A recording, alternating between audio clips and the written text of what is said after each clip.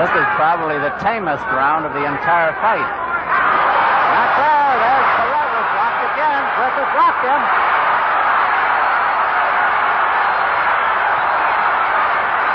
Paret against the rope. Boxing history, 1962, Benny the Kid Paret versus Emile Griffith. This is one of the most saddest stories in the boxing game. You know, there's a lot of tragedies in the boxing game, a lot of deaths, a lot of injuries, but this one is pretty interesting because Emile Griffith and Benny Paret, they had 3 fights. Both guys won one fight apiece, and the third fight, Emile Griffith knocks out Benny Paret and he kills him. Before the fight, you know, going into this third fight, it was an intense rivalry, and basically Benny the Kid Paret was really putting the pressure on, talking a lot of trash, you know, going after Emile Griffith's sexuality because he was bisexual. And this is back in 1962, where, you know, it was damn near not allowed to be black, let alone be, you know, bisexual. So it was very, very hush-hush and in the closet type deal. And Benny Paret was just going after Emile full force, you know, calling him all types of slurs. So this built more rage in Emile Griffith, and it really made him hate him even more when they're in the ring, you know. Regardless if he hated him or not, going into the fight, you can die in any fight. So, you know, it could have happened regardless if Benny talked trash or not. It was an intense rivalry. But going into the fight, you know, Emile, he's struggling with his sexuality. He's struggling with being black on top of that in the 1960s, right? He has so much anger in him and frustration from the racist climate in the world and the homophobic climate. So that's a double whammy.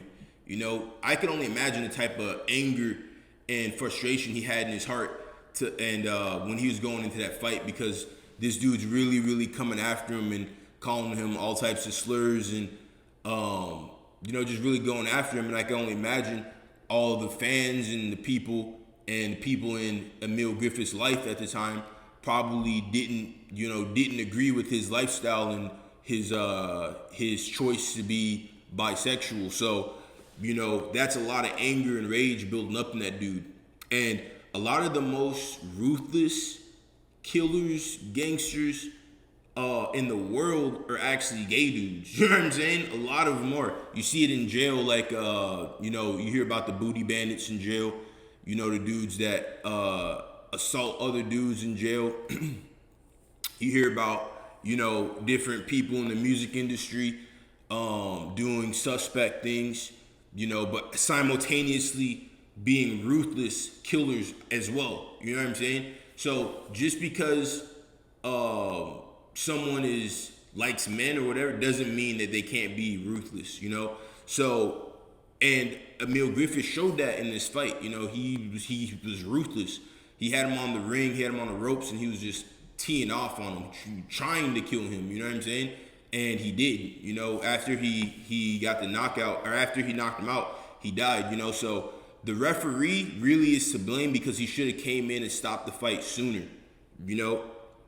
He really should have came in and stopped the fight sooner. That's why the referee is there, to protect the fighters. You know, it's a crazy game, and it really seems like, you know, you never, already if someone's a fighter, they have all types of internal conflict going on. The best fighters have a lot of internal conflict. As you see with Mike Tyson when he was younger, he had a crazy internal conflict. That's what made him a great fighter. You know, you see guys like Conor McGregor, he has all types of internal conflict when he's not in the cage. You know, you see guys like John Jones, constantly in some type of battle, some type of internal conflict going on. So fighters already are built for that type of, they need a fight, you know? So it's like when Benny Paret came in, he added more fuel to the fire. You know, you always want to go in there and you always want to win. Yeah, but it's a little bit different when someone's disrespecting you and you really want to put the beat on them. You know what I'm saying? You really want to hurt them. So, and it takes a lot to get people to that point. So he got Emile to that point, and he teed off. Emile teed off on him. Ended up, he ended up dying in the ring. You know, rest in peace. That was in 1962. As the years went on, Emile continued fighting and had a pretty good career. He was 85-12 by the end of his career, and later on, Benny Paret's his son, actually forgave him. You know, forgave him for everything that went on in the ring that day, and they had a moment and they hugged and they cried and everything. You know, as a fighter, your job is to get the win.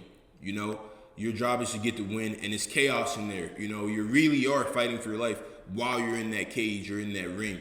You know, it's the referee's job to protect the fighters from themselves and to protect the fighters. You know, it reminds me of Bobby Green when he fought Jalen Turner.